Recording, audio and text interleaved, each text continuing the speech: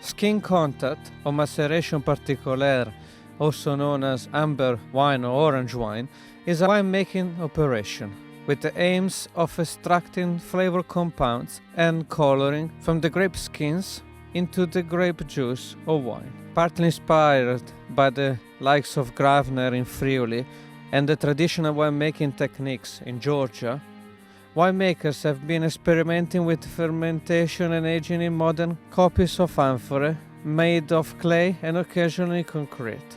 This technique of amber wine is becoming a worldwide phenomenon with many representatives from around the world. With today's guest, Simon Woolf, author of the book Amber Wines, we explore the history of the style and how it traveled around the world.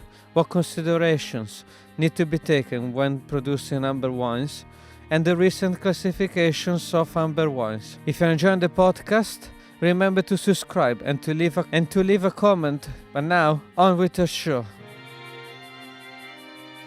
Hi, I'm Mattia Scarpazza, and this is the Looking Into Wine podcast. Wine and winemaking can be complex, but this podcast has a simple mission. We want to give you the skills and tools to harness your passion about wine. Through this series, we will shine a spotlight on some of the different regions, process, and concepts that shape the fascinating world of wine. I hope you enjoy the show and your own journey looking into wine. Welcome to the Looking Into Wine podcast. I'm your host, Mattia Scarpazza, and I'm really excited about chatting with my guest today on a topic that I've been following for a number of years and that I have many questions about: amber wines. My guest is the author of the book Amber Revolution: How the World Came to Love Orange Wine. His writing began in 2011 with the founding of the Morning Claret. He has contributed to Decanter magazine and Meninger Wine Business International, as well as many other publications. I welcome to the show Simon Woolf. Thank you very much, Mattia. Great to be here. It's fantastic. Thank you for taking the time today to talk with me. So this is last year you launched the second edition of your book. It's already a second edition. What spurred you in the first place to write a book on amber wine? What was your... I think really it was the book that I always wanted to read, basically, because a bit over 10 years ago, when I first discovered this style of winemaking, this vino bianco macerato, this wonderful style, I really wanted to understand a lot more about it, and I just couldn't find enough information, and I thought somebody must have written a book about this. And then no one had, and so for a few years I kind of felt a bit disappointed, really, like something was missing. And then eventually I thought, well, okay, if no one else has written this book, maybe I should write this book, basically. So that's how it happened. Okay, well, I mean, it's a very interesting piece of the modern wine in history of the contemporary movement of wine, although it's an ancient ancient style. I think it's taking footing in the last 10-15 years, really. So how did you, because in your book it's very interesting because you discover the story, you look at the history of how this amber wine moved from Georgia to other parts of the world. How did you find all your pieces? How did you pieces all together? Because it must have been quite difficult, because you go back like 20-30 years or some of the... Yeah, I mean, it took a bit of time, to be honest. I mean, because my entry point into all of this was actually the winemakers in the Caso region, near to Trieste, basically. And then, after I kind of fell in love with their wines, I realized that that wasn't really the epicenter for that. You need to go to Collio or Brda on the Slovenian side of the border. So then my research took me there.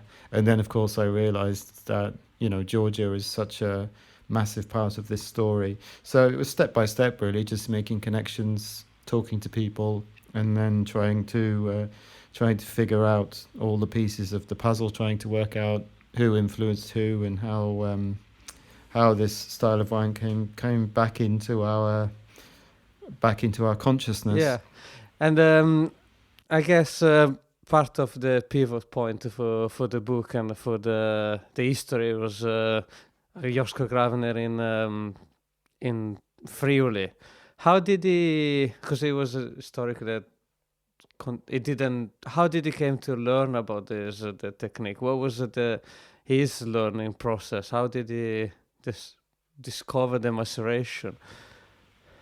Well, so I think what's very interesting when you look at Josko Gravner's journey and many of his colleagues, significantly Stanko Radikon as well, and many of their colleagues on both sides of the border in that region, this was a tradition in those winemaking families, but it was just a tradition a long time ago. I mean, certainly Josko and Stanko both knew that their grandfathers, their grandparents had made wine in this way. They'd used long skin contact, long skin maceration for all kinds of practical reasons to make kind of a more stable, more tasty wine. So in a way, it was going back to a very old idea, but maybe an old idea that people somehow thought wasn't the right idea anymore. So in a way, it was a rediscovery of something that people had always done. Okay, and so where about in where is the epicenter of this movement? Where are we talking about in Friuli? If I never actually been in the region. What does it look like? Because I really want to go there. Okay. Well, I think we are very much talking about Collio, but when we talk about Collio, for me, what's interesting to remember is that the Collio, modern day Collio, is actually only a small part of that region. Most of the Collio is actually today in what is considered to be Slovenia. So it's a cross-border region. Some of it is Friuli Collio, and some of it is Gurshka Burda. So both two ways of saying the same thing basically.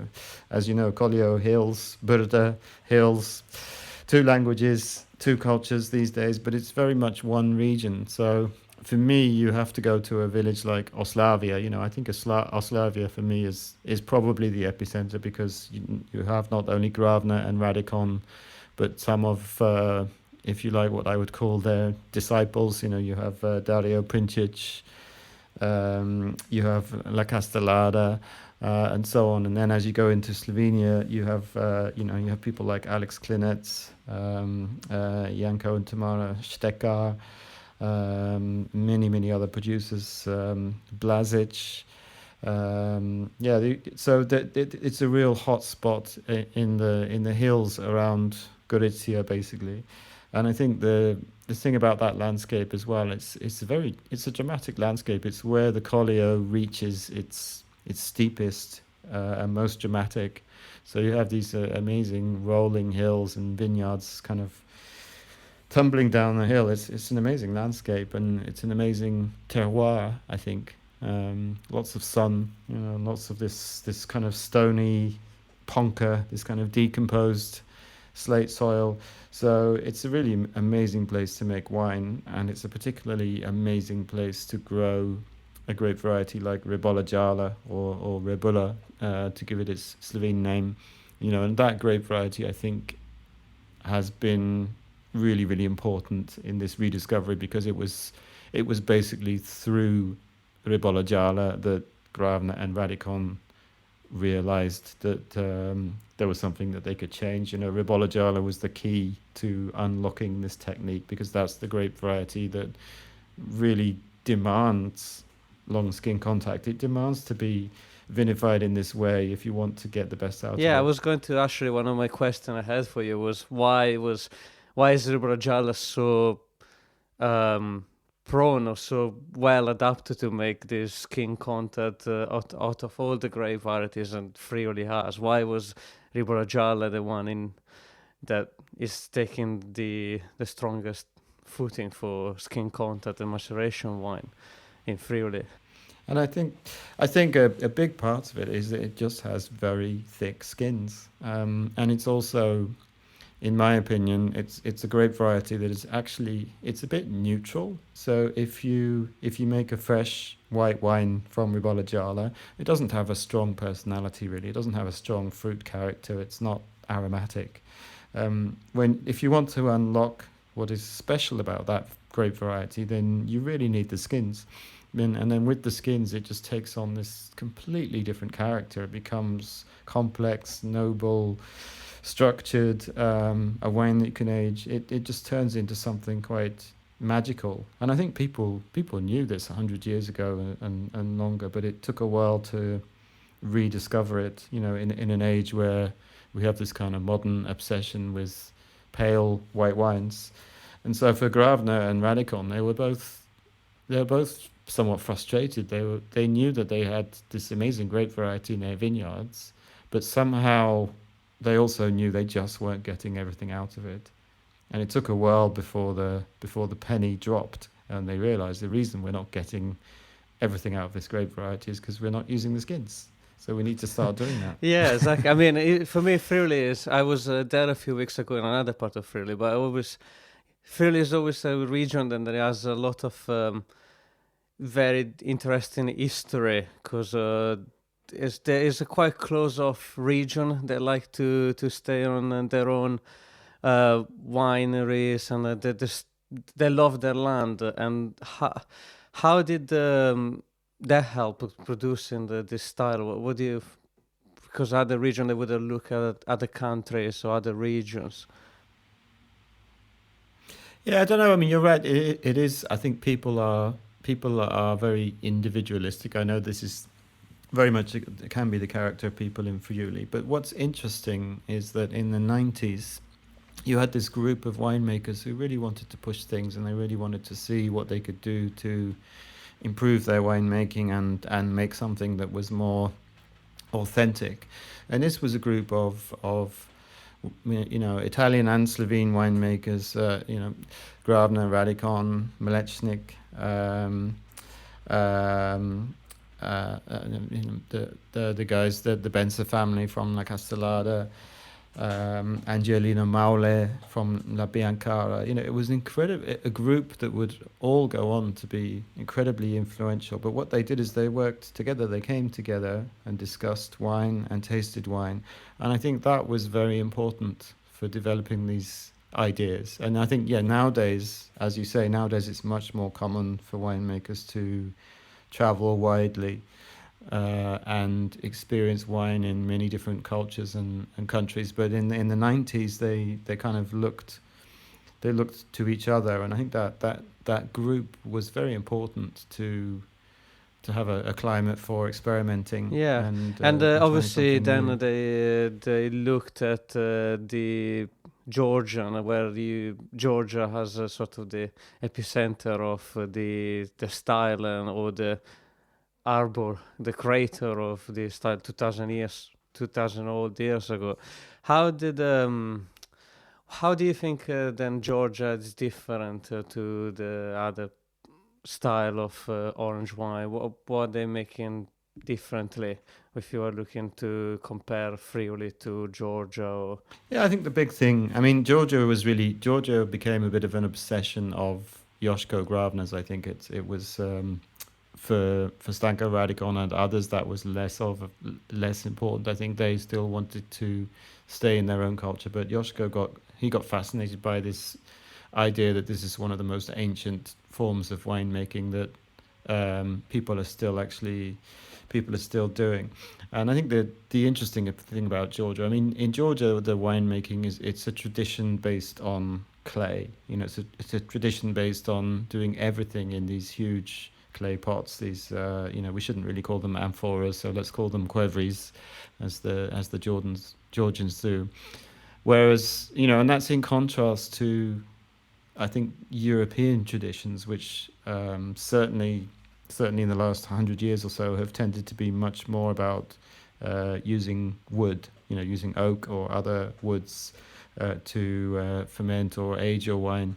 Obviously nowadays everybody uses steel tanks and so on as well, but Georgia, it's really about the clay. And what's interesting is it's a tradition that actually you can trace it back 8,000 years, so you can trace it back an incredibly long time. We know this because of carbon dating of fragments of qvevris that have great pips on them. but I mean, this tradition is more or less unbroken, and there's basically nowhere else in the world that has had this continuous tradition of winemaking and a continuous tradition of winemaking in a very traditional, if you like, very basic way. But also it's, even though it seems basic, this idea that you just throw grapes into a big clay pot which is buried underground and then you basically leave them there for 6 months. It sounds too simple, but actually it's brilliant, because if the winemaker knows what they're doing, and if the grapes are of high quality, it's really all you need to get an amazing wine. So I think that's what's special about Georgia, is that they've hung on to this, this heritage, this ancient way of doing things, and it's quite unique. No, absolutely. I mean, also Georgia, another country, then has had a lot of history changes and everything. So obviously, for them is, I feel like they want to cling on the um, history or the tradition more so than other parts, rather than creating the new traditions.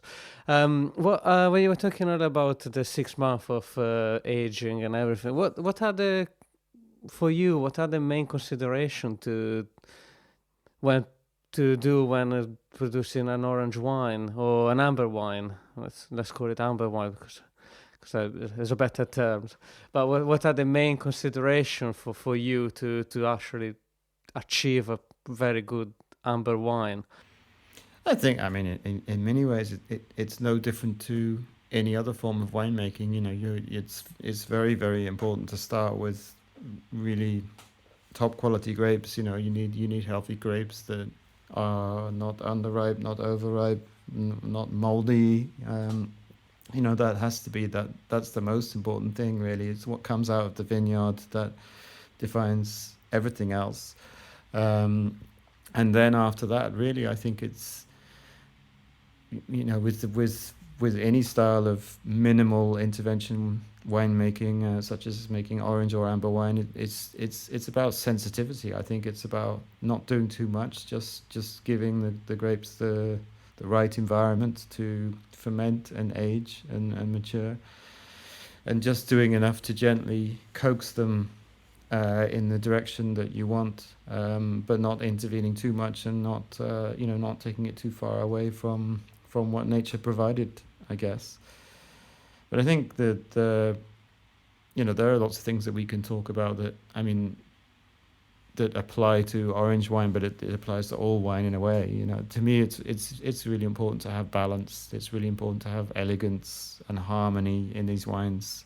Acidity is always a key topic to me. You know, you can, if you're doing long skin maceration, and if you're extracting a lot, you can end up with something that's very heavy and exhausting to drink, really, if there isn't that feeling of freshness as well. So to me, balance is everything in these wines. But I mean, that's with all wine in a sense.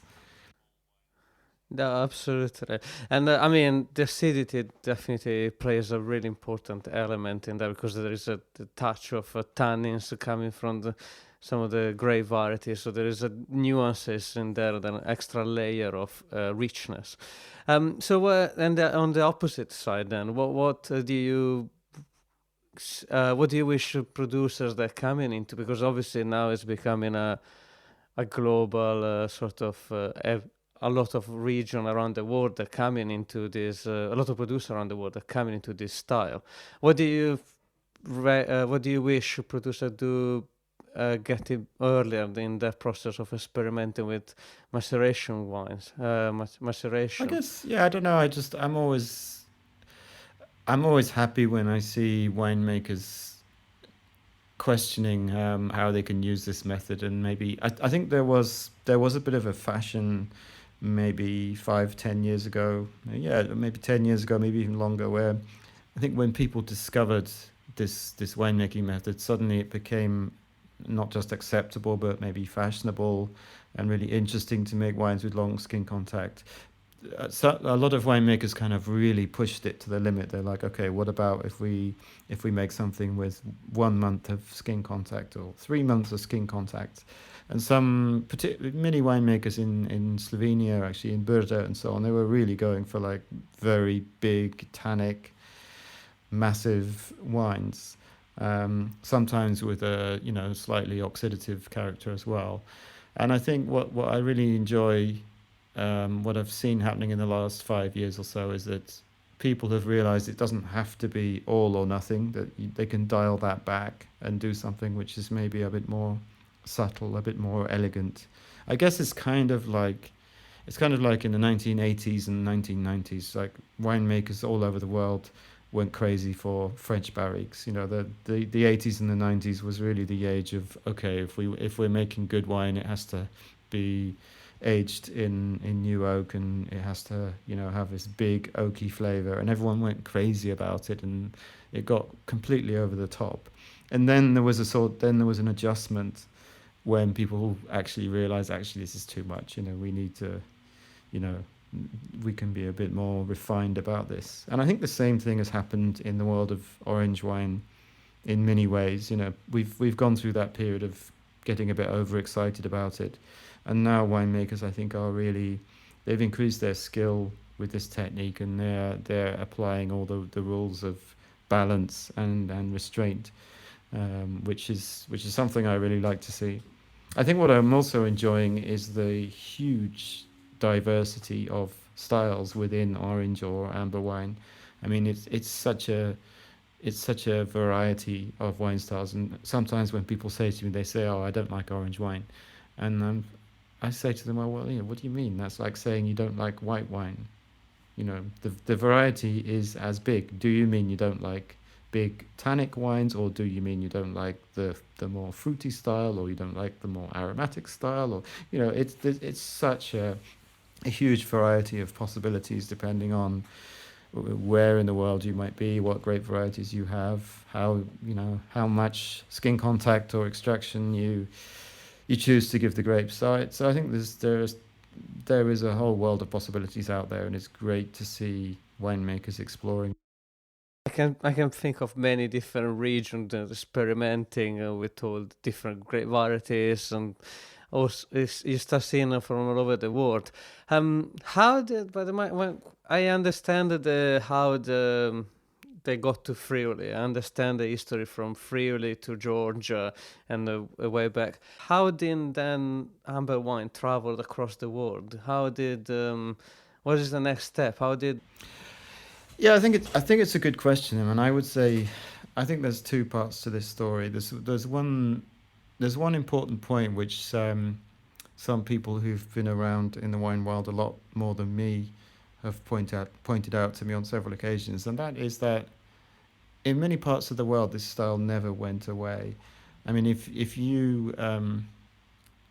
you went to some simple little taverna in rural Italy or Greece or Spain, maybe even the south of France, the kind of place where they may be making their own wine out the back. So if you order the table wine, it comes in a jug, and it's maybe even made on the premises. A lot of the time, those wines would have been, white grapes with a bit of skin contact. It's just how they did things. Very simple winemaking, no press, no technology, just throwing the grapes in and see what comes out. So I think in the more kind of rustic, rural environments where wine has always been made in Central and Southern Europe, um, this style has always been quite normal. Actually, it didn't have a name. Nobody called it orange wine. They just said, "Oh, this is our, vino da tavola." This is what we make. This is how we do it. Um, Places where there was no culture of fine wine, there was no concept of putting it in a bottle. And I think this style has always been there in that environment. It's just that, we didn't have a name for it, and maybe nobody thought of it as fine wine. So I think what we saw, what happened in Collier, what happened with people like Gravna and Radikon, and also to an extent in Georgia, is their message was, this is actually a style that has every right to be considered as a fine wine. You can elevate it, you can make it just as refined and interesting as any other style of wine. That was the big change. It was more saying, this is something valuable. It's not just an old-fashioned way of doing things when you don't have technology. It's actually a valid way of making very high quality wine if you take it seriously. And what I've seen happen with that, I guess I've seen it kind of fan out really from Collio, and as people discovered Georgian wines as well, you gradually saw more and more winemakers across Italy kind of getting fascinated and excited by the idea that this was a possibility. And then I guess it's just kind of it's expanded from there really. I mean, I saw quite early on in Austria and Slovenia, it's really a lot of winemakers have embraced the technique of fermenting white grapes, and I've seen it take hold quite early on in neighboring countries and neighboring areas. And I think now it's really expanded everywhere. Once these wines started being sold abroad, once they started being sold in New York or in Tokyo or in London, then of course more and more people get exposed to the idea, and many of those people are winemakers, and they say, wow, this is exciting, maybe we could try to do this too. Yeah, no, absolutely. I mean, it makes sense, and definitely there is some finding out and exposure to the style, and then it takes places. So when you were looking at when you're talking about the quality and everything, but I mean, correct me if I'm wrong, but at the moment there is no sort of an association or any appellation around the world that is looking at a classification. That's the word I'm looking for. A classification for amber wine, or something I missed, or probably. There are two actually. There are two official classifications, and they're both in the New World. So one is in South Africa. So in South Africa, there's a bunch of slightly more experimental winemakers in the Swartland. I'm talking about people like Craig Hawkins or Jürgen Gauss, so Testa Longa and Interlego, and a few others. And they started making this style. They started making orange wines in I guess it would have been the early to mid 2000s. And they had such big problems basically because the South African Alcohol Board actually got to the point where they started refusing to let the wines be exported.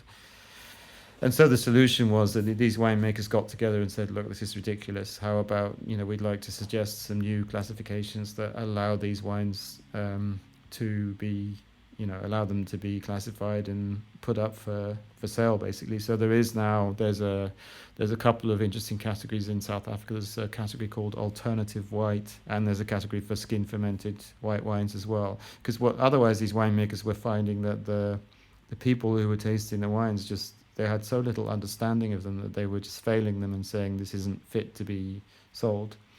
So they have an official classification now. There's also an official classification in Ontario, in Canada, and again for similar reasons. It was requested by a winemaker called Anne Sperling, because she was making wines in this style. She'd been very inspired by the work of Gravner and others, and again she was struggling to get the wine classification board to accept or understand what she was doing. So the solution was to introduce classification, and of course it's much easier to introduce, I think, in countries that have more of a white sheet, a blank slate, if you like. It's much harder in somewhere like Italy or France or Spain, where there's such a lot of history and culture behind these appellations that changing them, it's like a juggernaut, trying to make it change direction. It takes a really long time.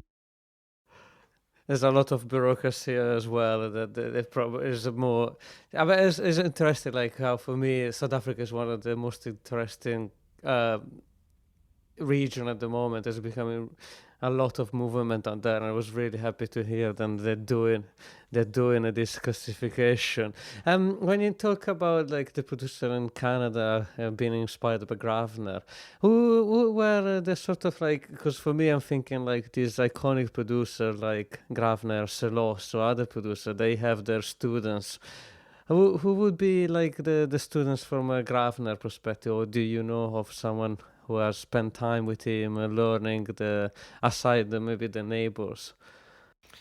Yeah, I think, I mean, there's so many people locally who've been inspired what he did, I think. And there's certainly, I mean, let me think.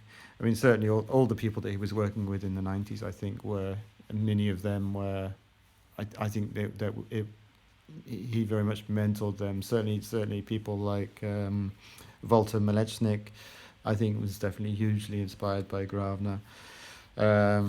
But yeah, there's so many people locally. I have to say though, the thing with Gravner is he became a lot more reclusive in the early 2000s, and I think so.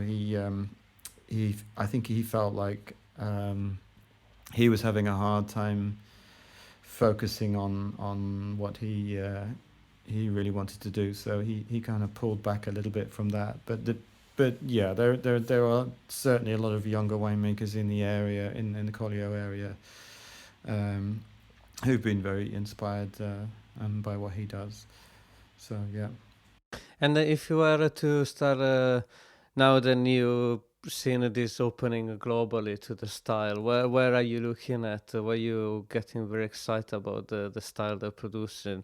If you can, or I've seen some amazing wines coming out of Slovakia at the moment. I would say that's definitely one of my newer discoveries. I mean, I knew there was some really interesting stuff happening in Slovakia for a long time, for a decade or more, but I've had the chance to visit twice over the past couple of years, and I'm really impressed with what's going on there. I think Slovakia is interesting because it's a place where we can still really call it cool climate. You know, it's there's plenty of sun in season, but you have cold winters, cold nights. So it's a place where you can make wines with incredible energy and freshness. And there's also a really interesting and developing scene of artisanal and minimal intervention winemakers there. So Slovakia is somewhere I see, and Czech Republic, Czechia as well. I think both those countries to me are very much up and coming, and I expect them to just grow and grow in the future. yeah, Um, that's fantastic. I really enjoyed to look at this, the Central European part of the wine, the regions is really interesting, and it's not so covered at the moment. It was great than to see the movement. So if I just have a last couple of questions. So I was about the Quevri for me, and I was trying to understand whether is what would be the difference to have it buried or not buried. Like what would how does that change?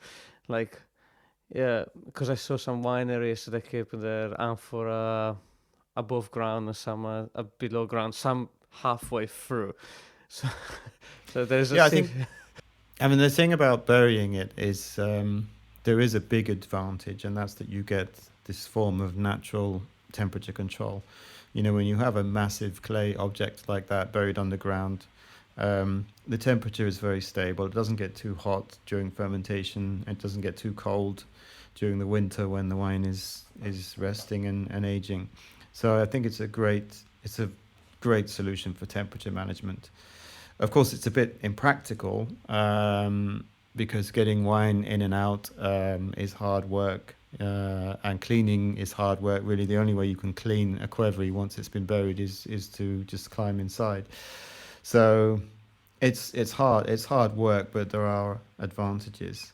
But I think as well, I think probably one of the reasons why Georgian Quevris have always been buried is that thousands of years ago, maybe people knew maybe a little bit less about how they could make and fire the qvevris so that they were not too fragile. I mean, the qvevris are they're usually quite thin. Actually, the wall of a qvevri is a bit thinner than many other types of modern amphora or clay vessel. And so, because they're a little bit on the fragile side, actually, it makes a lot of sense to bury them. If you leave them freestanding, and particularly during fermentation, when there's a lot of pressure on the qvevri due to all the carbon dioxide, then I think it's quite unsafe. There's probably more risk of them cracking or breaking. So I think there was a practical reason for burying them. But yeah, there's pros and cons. I mean, I think, as I said, it's hard work having something that's buried in the ground that you can't move. It's not very flexible. It's like pouring the wine out as well, I'm thinking. So I've so now where are you looking, just to close in, where are you looking, what are you looking at now outside of amber wine or anything? What is, because I know you were interested, you published recently another book. What was taking your interest in the wine world? I mean, yeah, I mean, I think I'm interested in, I'm always looking for maybe regions or countries that are a bit less well known, or I'm looking for things that I feel maybe have been ignored, or where there's something that deserves to have attention drawn to it. So one of the countries that I fell in love with over the last few years was Portugal. And so, yes, I ended up writing a book with a good friend of mine, Ryan Opaz, about Portuguese artisanal winemaking, and yeah, we published that last year. But yeah, I guess I'm always curious, really. So I was very interested to go to Slovakia when I had the chance, because I think that's a country that is certainly not particularly well known for wine yet. And I think in general, it's just interesting. It's interesting to see what's happening in places where maybe there isn't so much attention. I have nothing against famous wine regions and winemaking countries, but I think there's enough people helping to promote what's going on in those places. So I'm always kind of trying to find maybe the people who've been unjustly ignored. I felt like orange wine and amber wine was a little bit of an underdog 10 years ago. It wasn't so well understood, and a lot of people were quite prejudiced against the idea. And so I felt like, yeah, this is something that's interesting to write about and try to change people's opinion of it a little. And I hope that I've done a little bit of the same thing maybe with Portugal, because I think that's also a country that doesn't get enough attention for its wines, which are amazing. So in general, that's my motivation. Yeah, just kind of looking fantastic. I mean, looking for stuff that's less common. Yeah. Yeah, it's like, I mean, I'm thinking nowadays all the fairs and all the things you find around amber wine, and it's definitely it's become a quite big movement, and hopefully Portugal gets the same effect, because I really like the wines of Portugal as well, and it's a really interesting region. I too like to explore like this. It's a great country. Yeah, it's like so much more diversity than people realize, I think, too. So fantastic. So, yeah, where can people find your obviously you have your Morning Claret, where people can follow you, where you're the most active, or where can people connect to you if they have an interesting region they want to speak about? Yeah, I would say probably Instagram, really. On my Instagram account, Simon J. Woolf, or yeah, as you said, my website, themorningclaret.com. You can also buy my books from that site. It's very important, among other places. Yeah. Hey, Simon, thank you for this 40 minutes chat together. It's been really interesting to discover the history of amber wine, and I think for me it's always important to learn the history. And then maybe dig into the winemaking afterwards as well, which all the details are in your book, so there are plenty of nowadays, a lot of information out there on skin contact and how they make, and we haven't really touched on that element. But thank you for this chat together. Oh, my pleasure. Thank you. You listen to the Looking into Wine podcast on Amber Wines with Simon Woolf, author of the book Amber Wines: How the World Came to Love Orange Wines. If you're enjoying the podcast, remember to subscribe and to leave a comment. You can sponsor the podcast on mattiascarpazza.com, where you can find the recent articles that have been published.